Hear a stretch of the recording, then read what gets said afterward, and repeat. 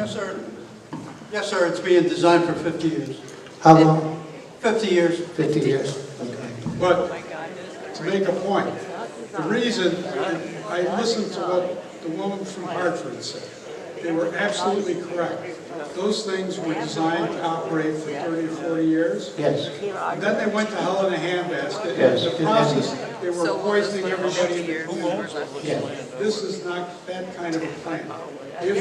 If the state listens to what we're suggesting, they have to provide long-term funding to resource recovery authorities and waste authorities to be able to modernize the technology so that it always improves and it never goes to hell. I'm just going to say one more thing about He's money. here arguing. He has no In plans for Silos, we building yet. do He has no money. thing that came out with. Plainfield is one of 25 best towns to live in. The value of Plainfield from 2010 to 2020 went up 90% on our houses. So don't want to lose that if you understand. You know, we worked hard to get this town where it's at. I'm glad to listen to what you and the others have to say. That's why we're here. Because we want to be able to understand. I said, I'm more worried about the money because projects, anybody can talk big projects. The dollar and cent, the bottom line, is the real thing. I understand. So you not be popular there and not be able to get the rest of the money and you start a project and we're stuck with it. We're not starting a project to have it. And are you asking for a tax abatement on this deal? No, I explained the pilot program to everybody a few minutes ago. The advantage is Connecticut waste authorities are quasi-public entities. They don't pay taxes. I'm going to take you at your word now. I'm a man of my word. So. It's a matter of public record. If you look at all of the resource recovery authorities, not one of them would have to pay taxes. They all entered into pilot agreements before they got developed. Well, gentlemen, I wish you luck. Thank you very much. You're the only one, Ken. Hi, can everyone hear me okay? Yeah. Is this better? Yes. My name is Heather Bursa, and I grew up in Plainfield. I've lived here. Just wondering, if you guys got turned down last year, why are you back? Oh, very good. Keep doing it until they get approved. You lower the price of the property? No, the question is, we were turned down last year. That was a request to examine creation of an environmental industrial park. That's exactly what it was. We were open kimono. We said, we have a couple of ideas we'd like to put before you, but if we're going to go forward with it, we need to know if the town is on board with it. Well, the town said, no, we don't want to have that there, all right? The value of this is that it's the siting council methodology that was mentioned by Carla Desjardins allows us to go forward, do a public presentation like we're doing right now with everybody in Plainfield, and then go to permitting. And if we're approved in the permitting process, then we can go forward. So it's just another alternative method for doing the development. So you were turned down last year, and now you're back again? This is, what we asked for was a zoning change so that we could do an environmental industrial park. That was rejected, so we went to another methodology, and This town is extremely small. Just an idea right now. excuse me, she's asking questions. This town is extremely small. I know. Each village has its own fire department. I don't know how you guys are going to be able to, how Plainfield will be able to handle anything, if anything ever happens at your place. That's right. I don't know, natural gas, do you think our fire departments can handle an accident with natural gas? Volunteer fire Our volunteer fire department. It does not make logistical sense to take your trash to the shit end of Connecticut. We're closer to Rhode Island. Why would you waste that much money? because it's convenient, because it's cheaper here. It just doesn't make any sense. Rawson's done with the land, so now they gotta dump it. But how can you ensure the safety of the people that live here? That's why we need to say no. Fight it. It's impossible. He's not going to care when he goes home tonight. He can die, he won't care. Are you able to ensure that the people in this town are safe? No, he doesn't care. To answer your question on the fire, that I can. The fire issue was brought up during the meeting on planning and zoning. I do know that you have a volunteer fire department. And during now we're only in 30% design, but you know, all these facilities across the country, fire, especially today with batteries, is a major concern. Major concern. And so what we've done now, and can you take 3 minutes to look at what's going on with fire control for these type of facilities in video? Could you do that for me? No?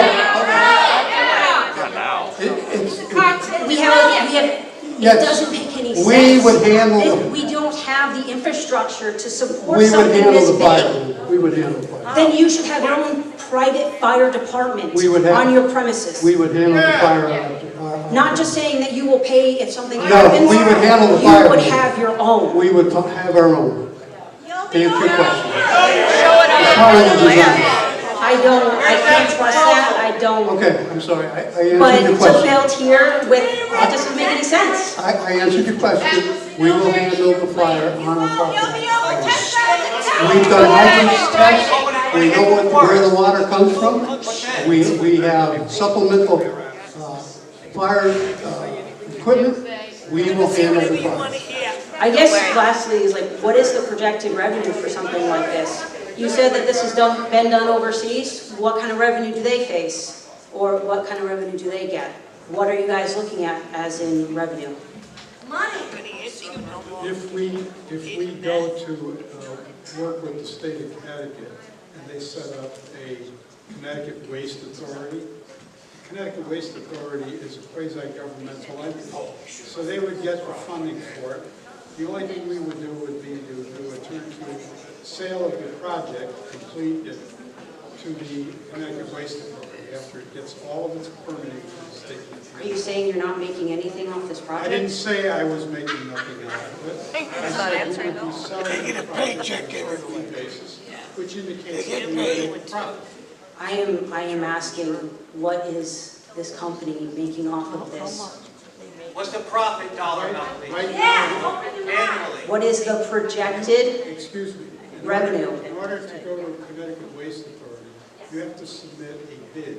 So I If don't this know- has I been don't have- built I don't have- before in other places, there should be some kind of figure. The other places that it was built was Finland, that was governmental. So there was no profit margin. We will have a real profit margin, otherwise we would not be doing it. So that's part of doing business. But the idea would be the entity would be owned by a quasi-governmental entity and managed by it. So we would just do a turnkey method, which is how all of the other projects have been built. I hope after this meeting you guys do understand that nobody wants this built here or anywhere. It does nothing for the Plainfield residents, absolutely nothing. You get nothing from the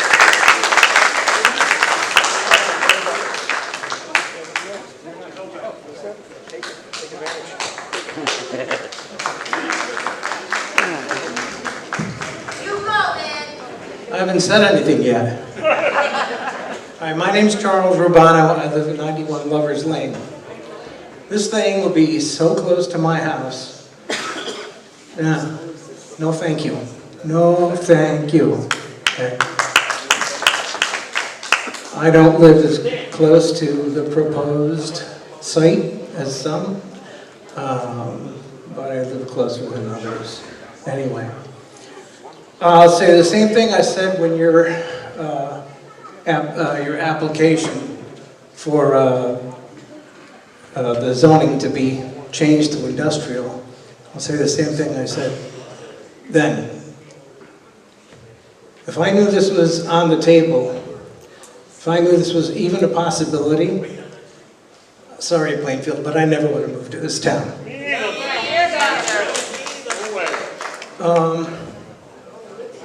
So, let's see. I want to know, and no disrespect to Fairfield County, but you think you could put this in Easton or Ridgefield or Shelton or Westport or Reading or Darien or Greenwich or New Canaan or Wilton? What do you think? Could you? You don't have a prayer putting it there. Okay? So you're trying to take advantage of this town, this populace. You're trying to take advantage of this situation. Okay? You really don't have the infrastructure because you've already said it. We'll bring this in and we'll move this and we'll do that. And blah, blah, blah. So the infrastructure isn't actually on site. Okay? All right? If you have to build all this stuff, okay, you don't have the infrastructure. Okay? I'm a field service engineer for Bloom Energy. We build fuel cells. Okay? And I know where there's infrastructure, and I know where there's not. Okay? So, you're going to say, well, this is covered, and that's covered, and this covered, but you know what? How many people have seen a garbage truck with the cover, and the crap is still blowing on it? Right? Okay? That ash, I saw your video, when that thing pops open, what do you think? That ash is magically going to stay in the container? Okay, and yeah, until it, no. You're going to open that thing, and ash is going to come out. Okay? That's how pressure works. All right? So, you know, there's going to be what we could call leakage. Okay? Whether it's ash, whether it's garbage, okay? And, yeah. Runoff, whatever it is, okay?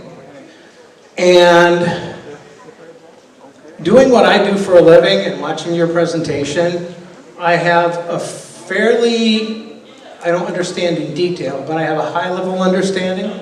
And I understand the lack of combustion because our fuel cells do not combust the natural gas. Okay? We produce electricity through a chemical reaction. So, in 10 or 15 or 20 years from now, when this thing has run its course, okay, and all the controls and all the enforcement and all the regulations, okay, while they're still there, they're not being adhered to. Oh, well, we did that for the first 4 weeks. Now we don't do that anymore. Oh, we did that for the first year. Now we don't do that anymore. Okay? And now, 10 or 15 years from now, you have all this crap, okay? What are all of you going to say? You're going to say, well, it looked good on paper.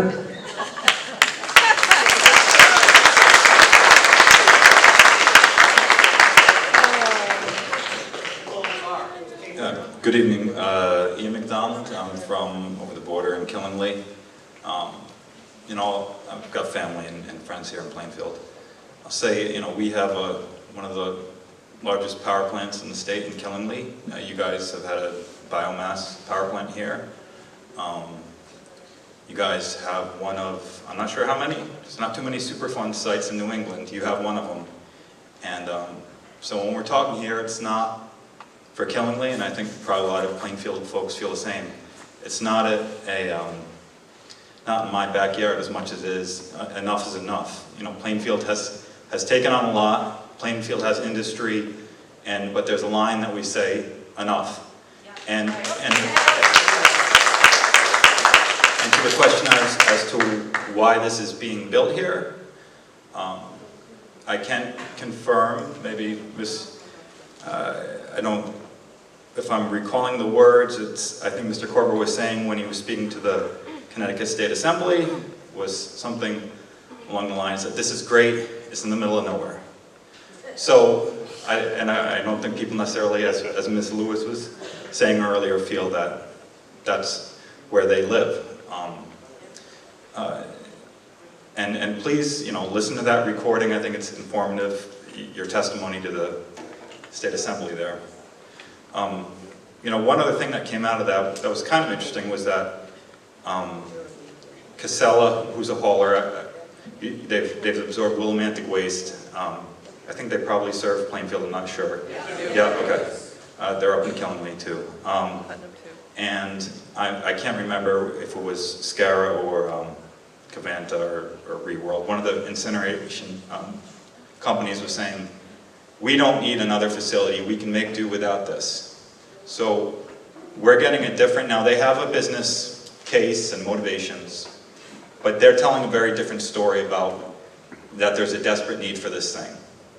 And so, I think that's one thing that's worth keeping in mind when we look at, this is going to be, this great endless source of, revenue for the town. They're saying we don't need it, we can make do without it. So I think there's a business question there too. It was mentioned about the agreement. I think maybe that is how waste is going, but for you guys to be able to, pay less than all the Plainfield residents in taxes and pollute significantly is an issue. Other people don't pollute and have to pay a lot more taxes, and I think that's, not such a cool thing. In terms of, we talked about the natural gas. First of all, I don't think the pipeline's here yet, right? So that's not going to get, until there's a pipeline, and there's going to have to be a lot of construction for that, this is going to get burned. And my understanding, and you guys can correct me if I'm wrong, that people who are living near natural gas facilities, as we do in Killingly, have higher rates of heart disease, have higher rates of asthma, have higher rates of COPD. So when we talk about, it's just, we're burning natural gas, even if there's some carbon capture, there's still significant pollutants from that affect, public health. When we talk about, there's a question here, in terms of the RDF, you're going to be heating that up, correct? And they're not supposed to have any oxygen in that chamber. Has that worked traditionally at these facilities? That there's been no oxygen in the chamber? Because my understanding is that quite often that has not been particularly successful, and very often you do get oxygen in these chambers, and you get some, yeah. I can answer that question. This gasification process is unlike what Pioneer Biomass has, Plainfield Biomass, excuse me. This is a gasification chamber that's oxygen-free, stoichiometric, we call it, basically. The only natural gas that's used in this chamber is for startup.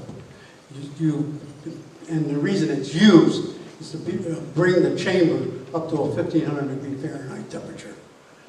And that's what the reactor uses. I use that word reactor, the vessel.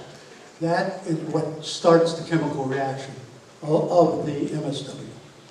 Okay, so there is no incineration in the chamber. No incineration, but you're using the oxygen to start the process. Okay, but you are burning natural gas through the anaerobic digestion, and then you're using some source of energy, whether it's from the plant. I'm sorry, you were talking about the AD, not the gas. Well, I'm getting to that too. Okay. And then you're also using some sort of energy at that RDF heating facility, and then finally you're creating this syngas, and then you're burning that, which I understand that you're scrubbing out certain things, but we saw on this, even with your presentation, it still has, in places, pretty significant pollution profile.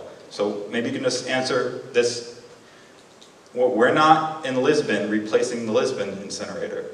We're not in Preston replacing the Preston incinerator. You're going to a virgin site and building an incinerator. So is the air going to be dirtier in Plainfield near this site when you build the incinerator than it is now? Do you understand that? Well, I just want to be clear. No, I want to be clear too. The definition of incineration is combustion, right? Correct? No. That is correct. Okay, yes. As an engineer, Yes. That's combustion, but what I'm saying is when the syngas is burned, you have pollutants. Am I wrong about that? When you, yeah, we have pollutants and Mr. Yes, okay, so So that, can I answer that question? Can I answer that question? Yes, please. Thank you. Of the syngas versus natural gas bill. That's his question. Is it more or less than it is today? That's the It is less. Right, so you're gonna